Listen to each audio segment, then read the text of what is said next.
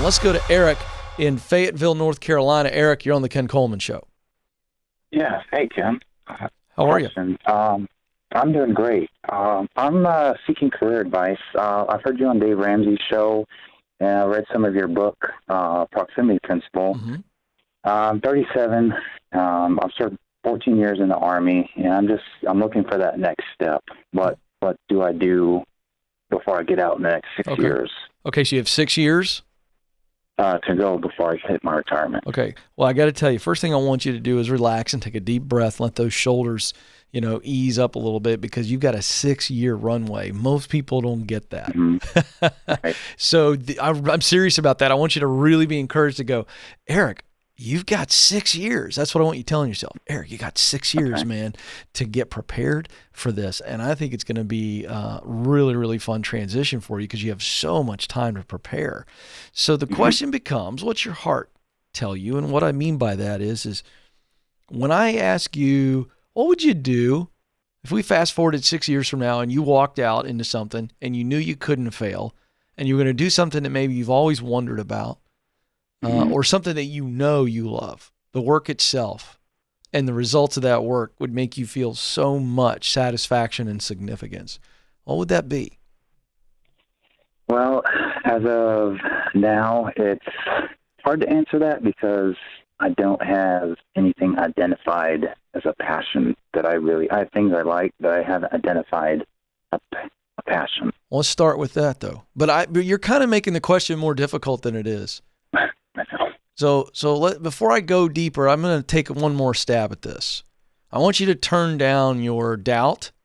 I want you to turn down your fear, and I want you to answer that question. What would you try? First thing that comes to mind, what would you try if you knew you couldn't fail? Didn't have to commit to it, by the way. What would you try? I saw a few things. I kind of thought like life coach or chiropractor.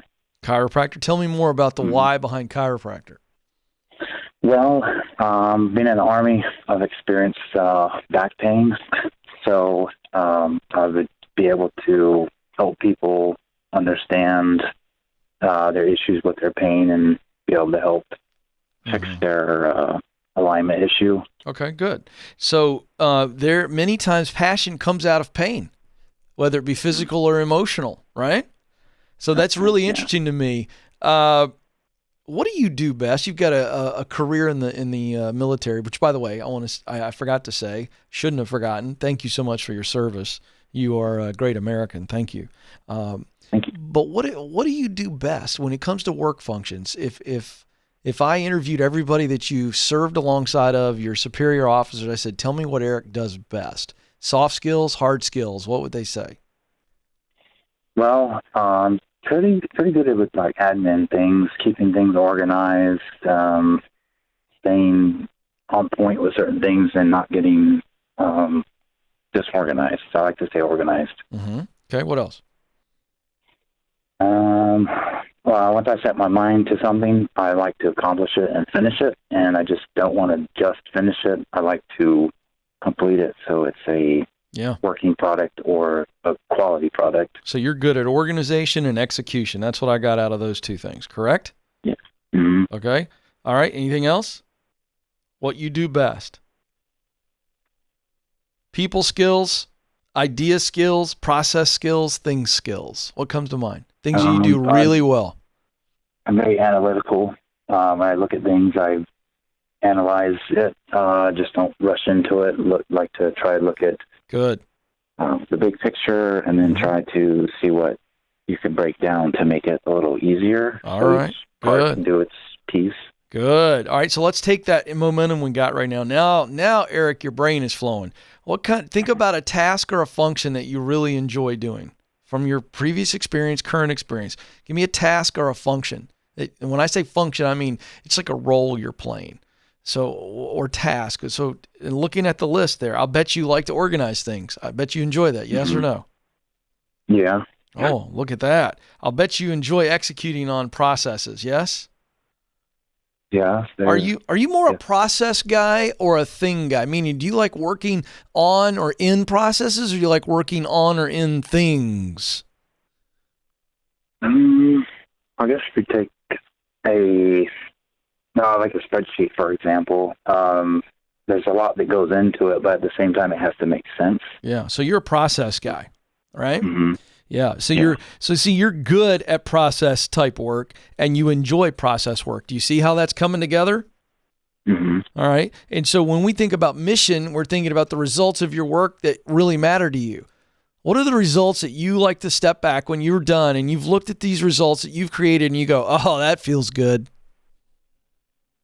I like to know that my work that I contributed to it actually made a difference, and the people that saw it or was able to read over it were able to understand it.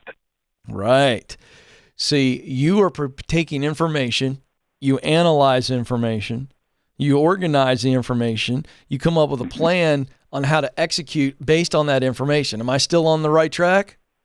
Yeah. Yeah. See, so that's the work you love to do. And here's the good news. You're good at it.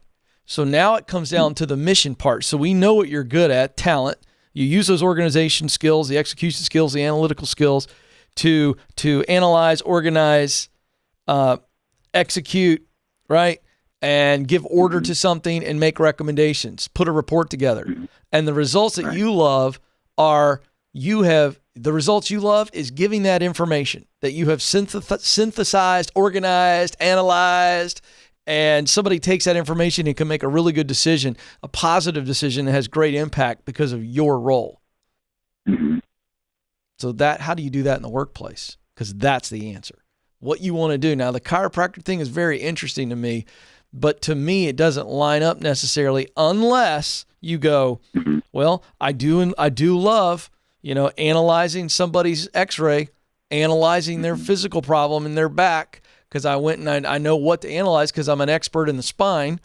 And then the passion, would be that, in this situation, there's an actual manipulation, a physical manipulation, right, on somebody. You kind of go, here's what you need. Here's what we're going to do with this.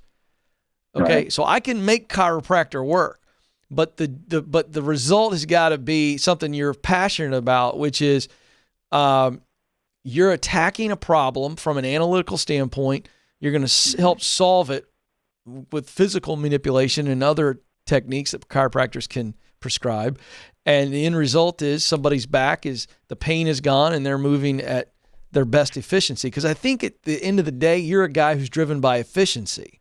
So the question is it organizational efficiency that you want to deliver, or is it back efficiency, the body's efficiency?